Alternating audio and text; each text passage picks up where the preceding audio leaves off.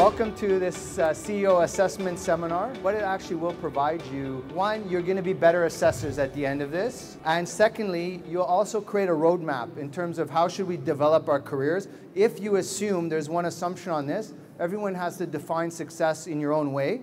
For the purpose of this, we'll define success as becoming a CEO as the acme, right? But you can define success in a million different ways. So for the purpose of this, and you say, okay, I want to become a CEO, which maybe you don't want to be, but if you did, this will provide a roadmap, right? The Phillips Group was founded in 1984 in Canada by my father, and since then we've specialized in board and CEO selection. In the Middle East, we have an office in Beirut, Dubai, and Riyadh, and we operate across the GCC, and we have a lot of experience with C-level. And then we're running the HR TV series because we also have a bit of a media splash. So we did, I don't know if anyone watches ZTV, Top Guns. We also did on Dubai Eye 103.8, the #1 career radio show in the Middle East and North Africa region, which ran for 3 solid years. So what we're going to cover in this presentation is, we need to have a definition of a CEO because it can be defined a million ways. So for the assessment, so it'll be the same thing in your company. You will need to define this position and then create your assessment framework from there. And then I'll explain a few of these assessment criteria. So I just broke it down to 3 simple ones: net profit, value, and achieving the vision. So these are pretty simple. You can then, it will change depending on your situation. In 2009, it wasn't, I don't think many CEOs had on their agenda to deliver net profit. It was more about reducing the losses. So you can see how quickly these can change, right, on your situation. So what happens when we don't have a good CEO in place? You can see that it will destroy your company. Enron, the most famous one, billions of dollars of losses. We just had, unfortunately, one of the companies that's in my presentation, McDonald's CEO was fired like 3 days ago, I guess. So I don't know if you heard about that. So hiring the wrong CEO, I think we are all in agreement, will destroy value massively, right?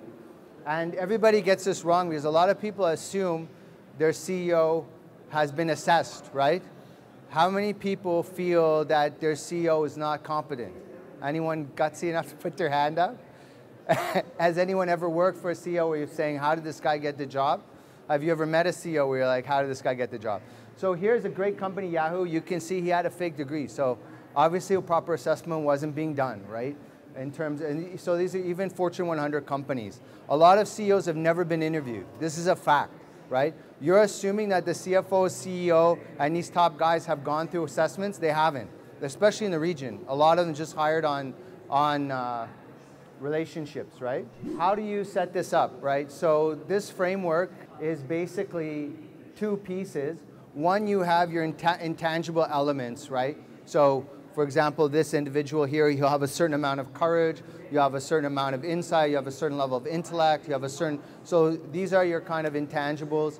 And then you'll have basically hard skills that the CEO or some of the things which will be taught in the MBA course or whatever that the CEO actually would need to manage. So like, for example, if you have 0 financial skills, you would still be a CEO, but you'll have skill gap, right? So the other thing about this assessment is almost no CEO will have 100% of what's on here, right?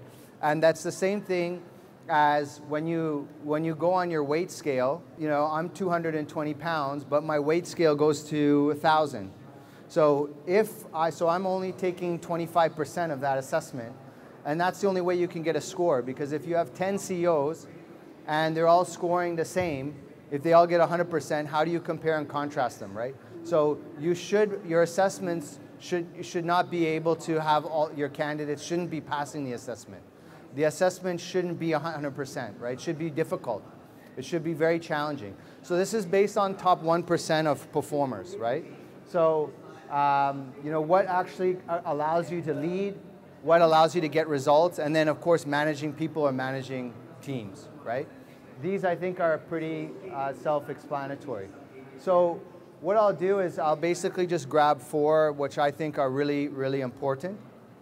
So vision, identity, and financial literacy and revenue, but you could pick any one you want. So when I start, I'm going to start with vision, right?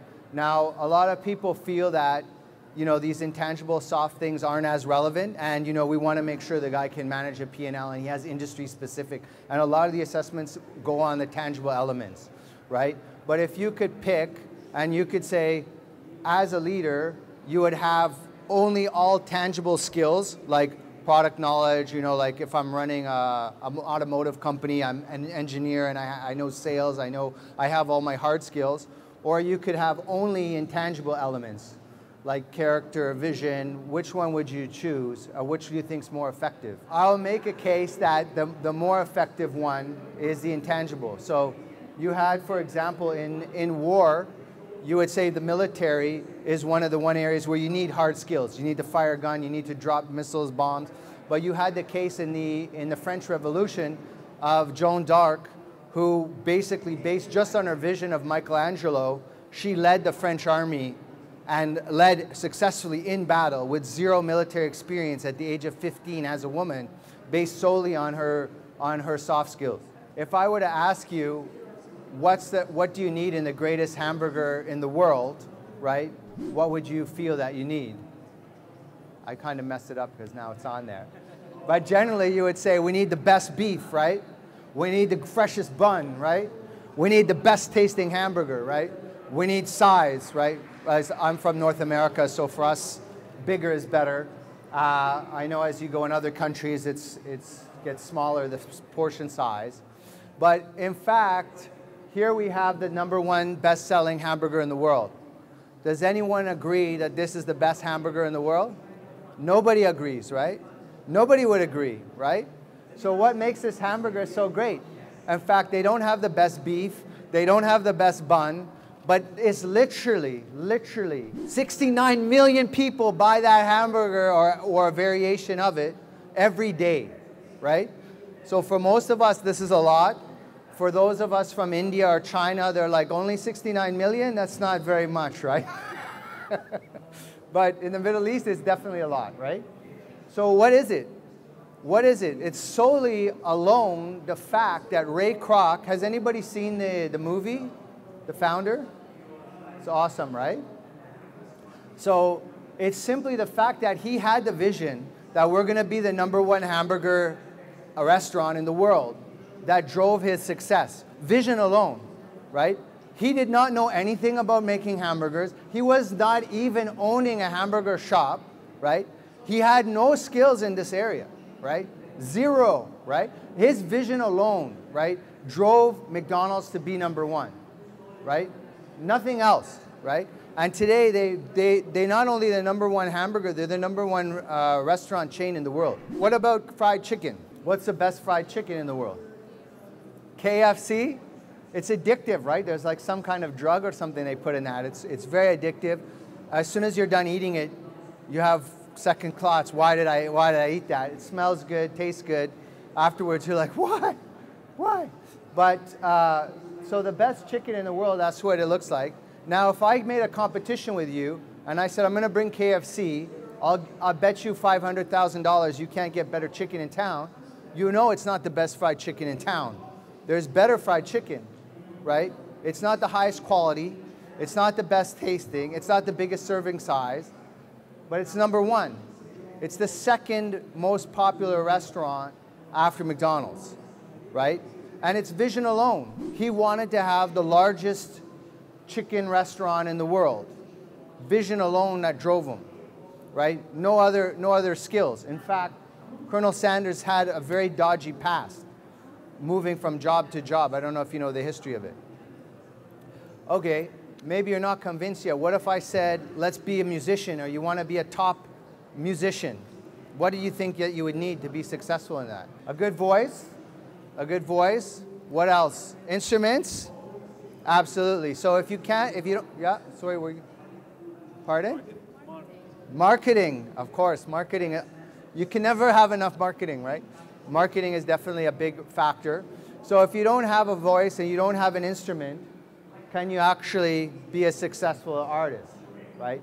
So this is the #1 artist in Korea, the first Korean artist to be, have such accolades in the United States of America, the first music video to break YouTube's billion mark, outperformed all the other artists on YouTube, right?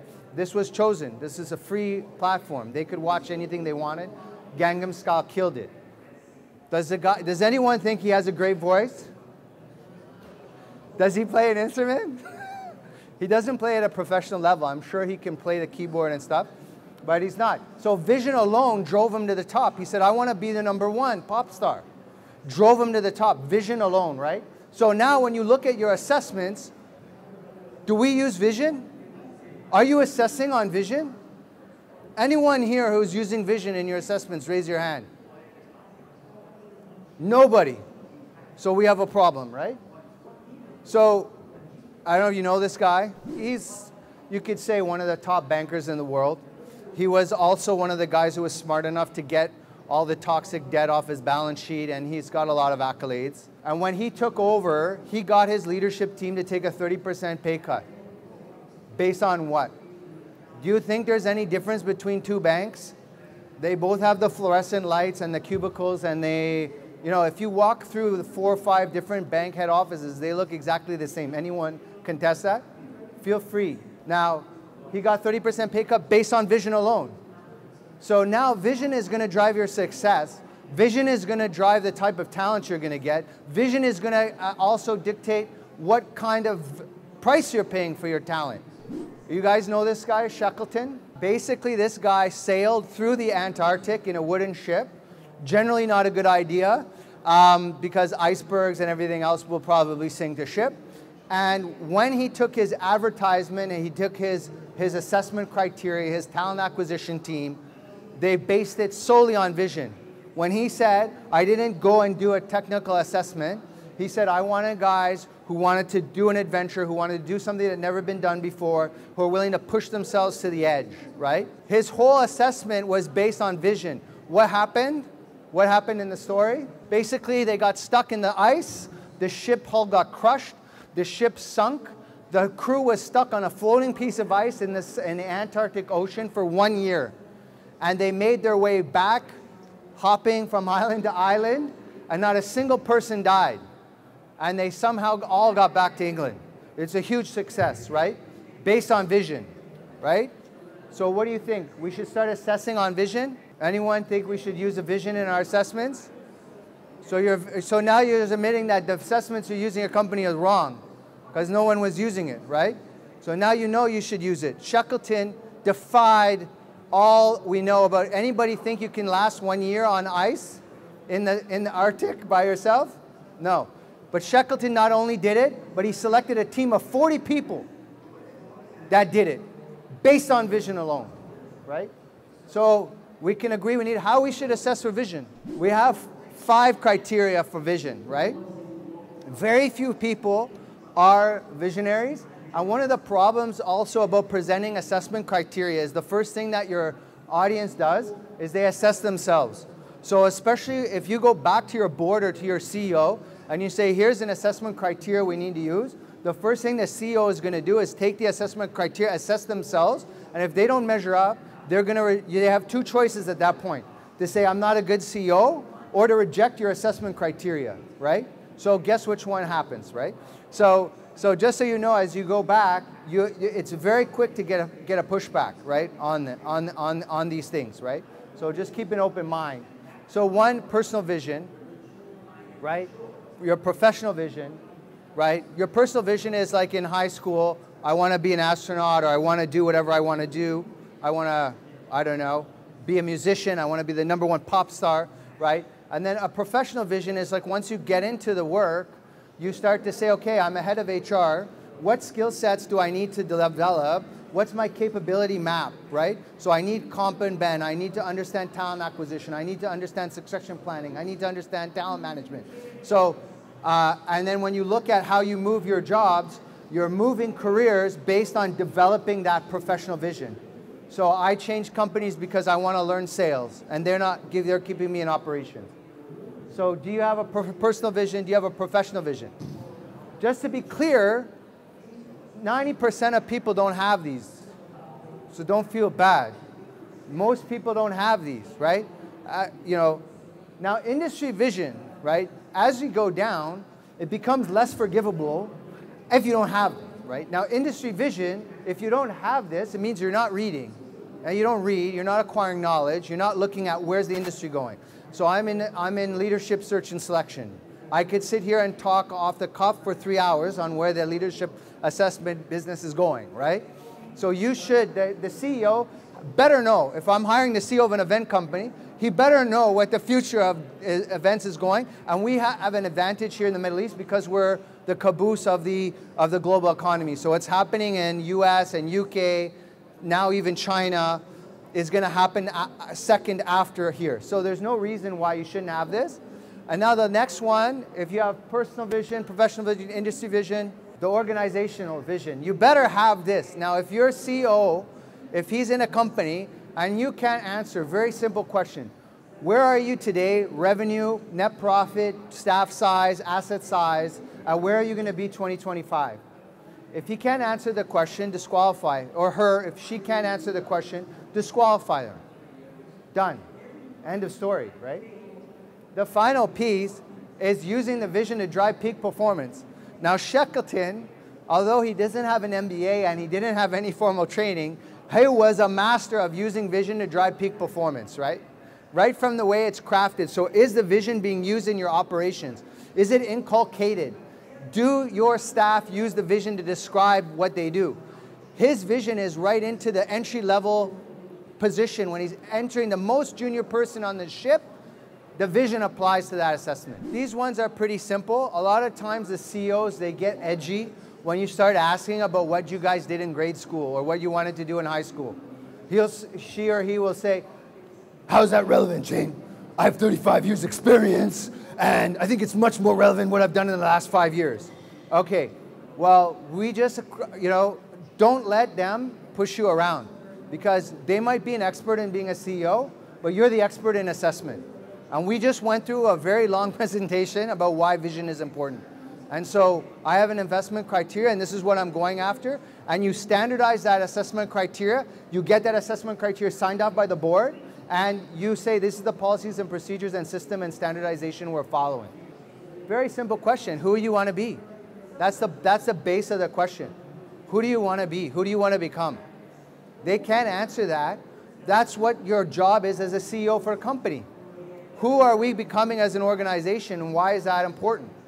Your professional vision, people who have very strong professional vision, they show it very early on. So for example, I'll have a candidate and you'll say, Shane, I wanted to be a strategy consultant, so I went to Northeastern University, I studied engineering and I got an MBA because engineering MBA is what they look for, and Northeastern is the company that they farm for BCG, and I wanted to work at BCG because my uncle worked at BCG and blah, blah, blah, blah, and it goes on. You're like, wow, all right, okay, at grade 10, I was not that focused, right? The fact is most people won't be, right? But why did you choose that university, right?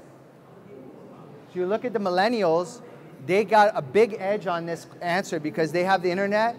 You can understand that Imperial College is the best at physics, this school is the best at whatever. Why did you go to this university? Oh, some of my friends were going to that school. And if you're interviewing someone, an older gentleman from Saudi Arabia, for example, there's no internet. There's no information available. So how do you know what's a good school? So of course, that guy is going because his big brother went to X university, so they go, right? So you have to kind of temper it culturally with does this make sense or not? So why did you take your first job? You know that the top MBA students or the top millennials, when they join an organization, they won't just join any department, they won't just join any company. Not only will they know what exact sector they want, but they'll also understand where does power sit within the organization, and they'll make sure that they go into that department. So if you take an automotive industry, a German automotive company and an American automotive company. Now the CEO of a German company is usually an engineer. The CEO of an American automotive company is usually finance background. MBA, he usually grew up through finance, through the student joining those companies will choose the finance department in American and they'll choose engineering in a German. So again, very few people will be at this level early career, but it should show as you get into the later career. Your industry vision is what are the big disruptions that are coming in your industry? What are the big risks that you see? And we have an advantage in the Middle East because you can go to New York or Toronto or London. You should be able to see these trends coming here, right? So what are the two biggest global trends? What will your industry look like in 2025? If you can't hold this discussion, it's really sad at a CEO level. And most of them can't. And no one's asking the questions, right? So organizational vision, which of your products will be obsolete? This is your job because this is the lifeblood. If you get this wrong, people lose their jobs. People are out in the street. Kodak got this wrong because their CEO failed, right? If you're in a business that's being disrupted and your CEO is not on top of it, he's putting everyone's job at risk. So you need to disqualify that person. Don't let them in, because you know who's going to lose? It's the most junior people that suffer, right? You get this right and you create jobs, you create an economy, you even create industries, you create society based on getting this right. So it's very critical. Do not waver on these. This becomes much more complicated, okay? How to use vision to drive peak performance. It's very rare to find a CEO actually knows how to do this, right? So I would be a little bit relaxed, otherwise you're gonna disqualify everybody and anybody who comes in. But if you find someone who does, in the very basic, if you go to any company to test this, just go to the frontline employee, like in the Army, you have to know what your mission is. So if you go to a company today, you say, what's the vision? Why are you doing this? They have no idea, right? The only one who knows the vision, it's not driving peak performance of the organization, right? This one here, articulating the common vision of the team. The biggest mistake we make in business is that the CEO is gonna come, I'm a super CEO, and I'm gonna tell these guys what our vision is, and then my direct reports will tell their direct reports, and everybody's gonna be aligned. Take a football team, for example.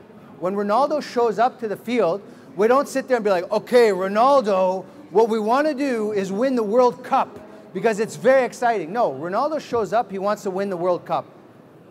The team already has the vision. The CEO's job is not to teach them the vision. The CEO's job is to articulate and put the resources in line that the team can achieve their vision. If you don't have the vision, you need to be removed. Right? If you're running a football team and someone's like, well, I don't really think I want to win the World Cup. I mean, I'm not sure. You're not going to sit down and be like, okay, guys, let's talk about it. No, you're going to be like, goodbye. Let's get someone here who wants to win, right? So I won't go into it. I could go off on this. But the next biggest piece is identity, who you are. That's at the base of your performance, right? A lot of people don't love what they do, you know, but the most important thing is you should love who you are when you're doing it. Who you are is the most important question in the world. When people quit, I don't know, do you guys like Bruce Lee? Or I figure now it's like our older generation. Some millennials are like, what's Bruce Lee? What is that? So here's an expression of identity. A lot of people don't realize that when I'm quitting, I'm expressing my identity. What I'm saying is that I don't want my personal brand associated with your brand. Your values as an organization don't match my values as a human being. You guys are going left, and I'm quite happily going right. Thank you, good riddance to bad rubbish, goodbye, right? And when you start, you're assuming that all your values, and not only your values you have now, the values who you want to become, the person you want to be, that the organization is going to help accelerate that growth, and that you're going to self-actualize. So you're joining Yahoo or Google, you think it's, you know, great, then all of a sudden, you know, you have one of these leaders, and they're doing something unethical, and all of a sudden you get this fallout.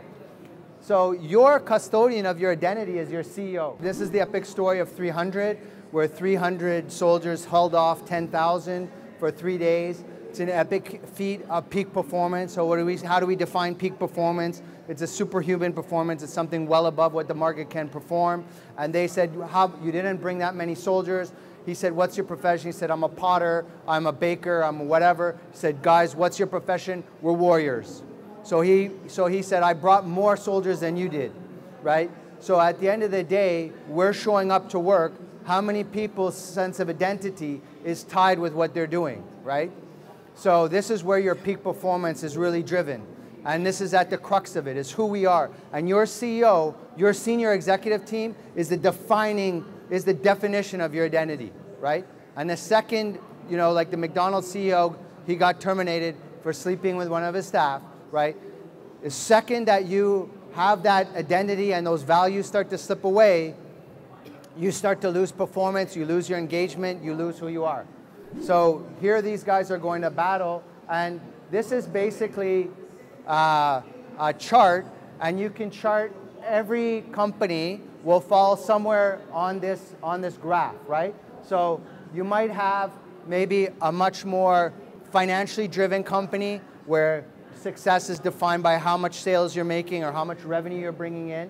And over here you have companies like Doctors Without Borders, or you have NBC, you know, where I talked to the ex-CEO of NBC, Sam Barnett. He said, Shane, where the media is the fourth estate of society. He's like, I've lost 18 people bringing the Arabic perspective of the news to the world. It's very important what we do. Unfortunately, our staff feels like it's worth dying for. And you see journalists going to jail and whatever. So you have your organization. Maybe you don't want to be this extreme. You don't want to have people ready to die. Maybe you don't want to be this extreme either. But let's look at what this means. When you develop your identity, you can have peak performers on both. So the fact that the results will be the same, that's not going to tell you, right? So you can have a guy here, I'm in the top 1%, I'm driving sales, da-da-da-da-da. But you also can have someone here who loves what they're doing and they're not driven by money at all, and they're also top 1%. So what's the difference, and why should we care, right? The difference happens in your resilience. When you're in a bull market, these two professionals will play the same. When you're in a bear market and you're collapsing and you're in crisis, what happens here? This guy here, as soon as you don't give him his full bonus, he's quitting, right? In hell or high water, this lady's not going to leave you. She's going to keep driving the organization forward, right? You look at what happens in Doctors Without Borders. Unspeakable thing happened to those people. And they keep showing up. They do not quit under any conditions. So you want resilience? You need value-based organization. You want quick profits in a bull run? Then you're going to go for this. But you need to decide. And identity needs to be part of your selection process. This is the biggest statement of identity I think I've ever seen. This is an actual quote from Genghis Khan. And he's saying, you must have created great sins in your life. Otherwise, God wouldn't have sent a punishment like me upon you. That he's the punishment of God itself. So this is kind of a bit of a grandiose. He's got a bit of self-confidence in what he's doing. But you can see identity is really driving his performance. So these are questions. I won't really go into it too much. But financial literacy, I'll just do a quick case, because as HR, we usually skip out on financial literacy. So these are kind of the elements that you would want. Sometimes M&A won't matter. Liquidity will matter. I'll just show you a quick case study, right, of what are we looking at. You're in with a CEO. He says, oh yeah, I started a business. It's profitable. Oftentimes in the assessment, we say, oh, it was profitable, and you move on. But how many types of profit is there? It's on the screen, so it's four types. So this is Mr. Schligem. This is a true story. I'm in an interview. He says, Shane, I'm amazing. The company needs net new revenue. I started a chip business up. We spent 10 million dirhams on building a chip factory, and you know, we had immediate profits after it was operating. I did 1.5 million in the first 6 months after it was up, and then I did another 3 million, and then I quit. Now, what do you guys think about that? What would you ask next? What would you say to that? Why did you quit? Yeah, that's a big problem, right? Because you don't start a business, you don't start a new product line, and then you quit. Something's not right. So logic, you don't need to be a financial guru. Basic common sense and logic applies, right? There's something not right here, right? So, and then he says, I left the company, I didn't see what happened, right? I don't know how they're doing now, but when I was there, it was fantastic. Now, so this is what he's presenting to us. He has sales here, and he's got a net profit at the bottom.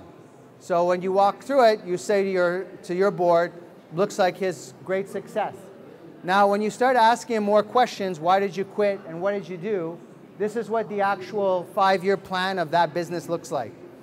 So what happens is this guy here, they started the business, they had a big marketing splash, they delivered the potato chips to the places, they realized that revenue, and then after year 2, the grocery store starts saying, look, these chips aren't selling. They start pushing them back. they want rebates on the P&L, and he's getting returns, and the whole thing starts to go south.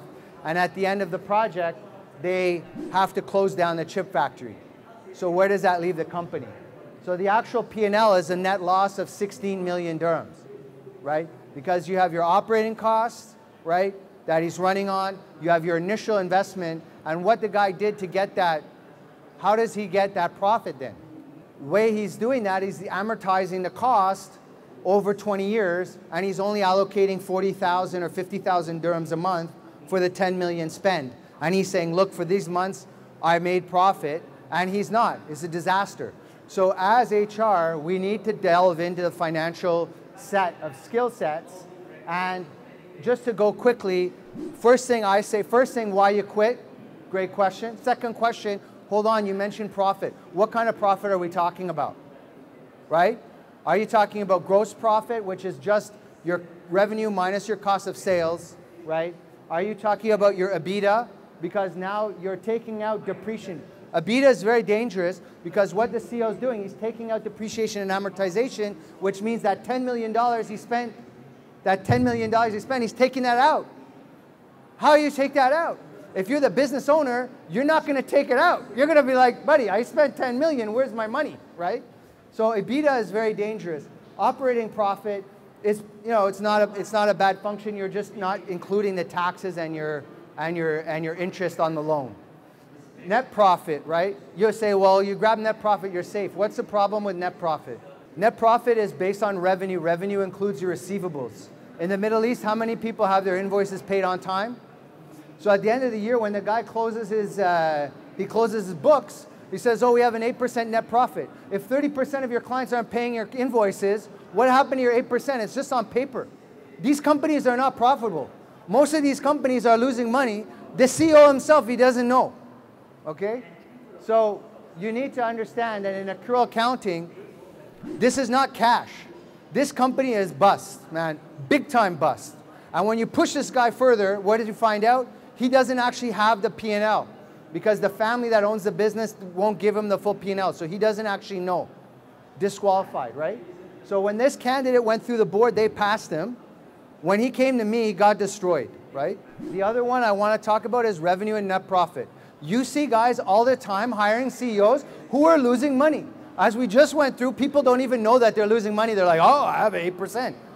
No, you don't have 8%, okay? You just have very good accounting and makes it look nice. It's not in real life. So revenue, you got to make money, right? How do we make money? This is the journey, right, that your CEO, he should deeply understand, right? Who is these first segments, okay? Your customer journey, your customer segmentation, your buying cycle, right? These things are just simply who is your customer, where are they, and how do they get to you when they walk through that path? If you can't answer that, you got a problem. If you don't know the other thing that you don't realize, that the CEOs don't know, is that most of their customers lose money. Only 20% of your customers are profitable. 80% of your customers are losing your cash. So how do you test for that? The first thing I always ask is start with identity. Are you a revenue generator? You'll save yourself a lot of time, especially senior guys and senior ladies. They will be, usually they'll operate with a high level of candor. They'll say, Shane, I'm not a revenue generator. I have a chief commercial officer, handles that. Thank you. End of assessment. If our business case is to make money, you're not our lady, you're not our guy. Sorry, thank you very much. End of assessment, right? If you're a revenue generator, you're a deal maker, you're a closer, let's continue on. The main thing that you would ask is what's the buying cycle for your customer? Which of your customers are profitable? Which are losing money? And by how much? And say, tell me, once you understand the buying cycle, give me an example of a time you moved your sales strategy to take advantage of an area where you could hit the buying cycle where your competitor couldn't. So for example, if you're buying a car, the last thing you're going to do is check the loan rates at the bank. So a very smart CEO is selling cars. He puts a website up and he puts all the bank loans and all their rates and all their contact details in one PDF and say, here, download this, and you can immediately apply for your car loans. It gives you the best rates in one shot. The only person who's going to download that is someone who's about to buy a car. The rest of us are like, I don't really care, right? I don't want to know that. So he's creating content at the peak of the buying cycle, right? So do you understand the buying cycle? Do you understand the customer journey? Do you understand which of your customers are profitable? Do you understand your SKU, right? Just changing your customer basket and knowing your sales metrics. If you're in retail, what's your conversion rate? It means how many people come in the store, buy something, and leave with something. If you don't know your conversion rate, you don't know your core metrics. If you're in a food industry, what's your average check size? What's your average table turn? What's your revenue per square foot, right? So is your restaurant too big? Is it not too big? Do you have how many? The CEO doesn't know, right? So if you don't know these things, you're going to drop the ball. So all this stuff is in the book we have, and we're also available to come and talk more if you'd like to, so we can, create your assessment processes, look at your policies, procedures, systems, so it all falls back on that. Is there any questions? How do you know if the CEO is giving you the answers you want to hear? It's a great question. The CEOs often won't give you the answers you want to hear. And the other thing that makes it more challenging in the Middle East is just look around the room. We're all from different parts of the world, and you need to take their background, how they were raised, into account, right? So sometimes their upbringing in that particular country won't match this system, because this is more of a North American system. I'm from Canada. So you have to give grace on that, and you have to understand, okay, he's not using conversion rate in his retail shop. So then I would go back to the concept level, and I would say, what metrics do you think are important for driving peak performance in your sales department or for the sales division? What are the core metrics you want to look at? Now, if he's like, I don't use any metrics, then maybe he might be the right fit for you if you're an organization that's not sales driven, right? And you really feel operations is where the focus is, right? But you need to give him space to realize he might not give you the answers you want. But at the end of the day, we can all agree metrics matter, right? So if you don't know, if I want to lose weight and I just go with my team and I say, okay guys, when you clock in, you got to weigh in and take your fat body percentage check. And I just do that. I just change the way I'm measuring success and I change nothing else. Performance is going to move dramatically, right? So it's a concept, and how he does it or she does it, you have to let them do it their way. Because the Chinese way is way different than the American way, is different than all these different cultures. Yeah, so the question, it's like if you go to your friend and you say, hey, do I look fat in this? I always say if you're asking a question, it's because, yes, I'm a little bit overweight. I'm about 20 kgs overweight. So if you're asking the question, that's a big red flag that there's a problem with the vision. Now, if the direction of the company is changing and the strategy is changing, that's another big flag that you have a problem with the vision. And the issue is that to get the vision right, it starts at the board. And if you have a fragmented board and you don't have power consolidated at the board level, this will be another red flag, because then they all want to do different things with the company, right? They'll all be at different stages of their life as well. So getting that, rallying that vision with the board is where it starts, and that is what a strong CEO is able to do. If you look at Jamie Dimon or the American model, the CEO and the chairman, what's this famous investor from Berkshire Hathaway, Warren Buffett? He's CEO and chairman. So he just took $120 billion out of the market. He doesn't need to ask twice, it's like, this is what we're doing. So you more effective where power's consolidated. Under the British model, it's against the law to have the CEO and the chairman as the same person. So this now segregates and creates more checks and balances and risk control. So where you really need to start with is with the board, and when they do a CEO selection, you bring this, okay, we're going to assess for vision. And you sit first with the chairman. The chairman is going to say what he wants or she wants, and then you go and you run an interview with each one of the board members, and then you present the information back to them. Guys, ladies, do you realize that each one of you has a different vision for this company? Or do you know that half of you want to go into China and the other half want to go into Africa? You guys need to resolve this before we start interviewing, right? And so now this is where HR jumps up and starts to become a strategic partner. And they're going to say, whoa, what do you guys, you're not supposed to talk about vision and strategy. Get back in your box. And you'll say, look, And then because you're interviewing all the competitors, you'll say, by the way, just so you know, our two competitors who drove the highest net profit in the market did it because they opened offices in Shanghai and Beijing, not in in the other places where you want to go. By the way, our two most profitable competitors don't define themselves as search companies. They define themselves as leadership experts.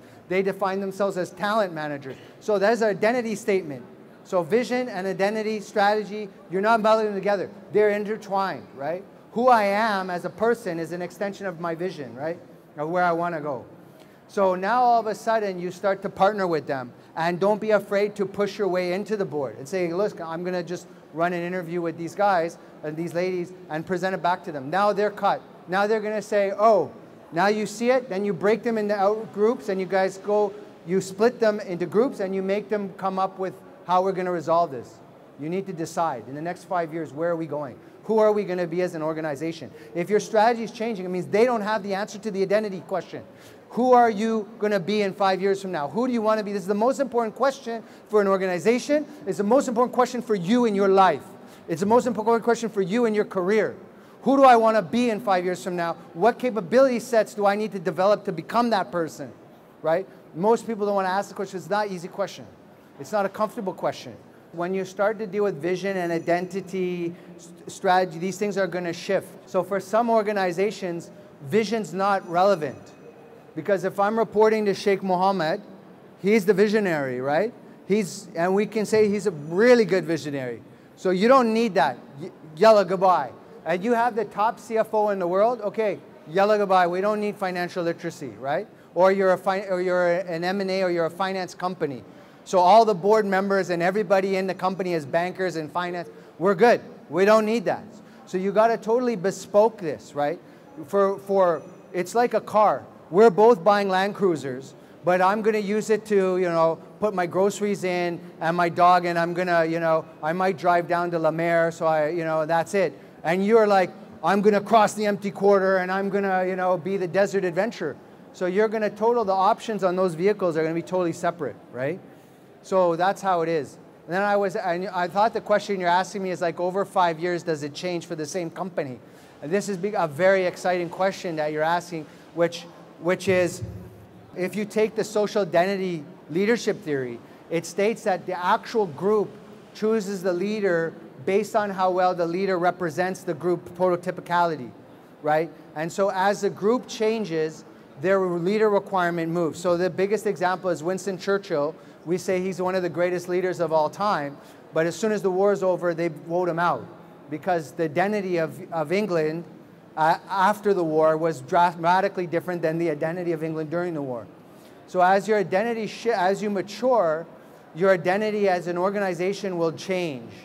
And your leadership, either the rate of change in your leadership team has to be greater than the speed of the rate of change in the market and in the organization, or you need to change the leadership. That's it? Okay. Well, thank you so much, and please feel free to come and see me if you want. It was a real pleasure having you guys. Thank you.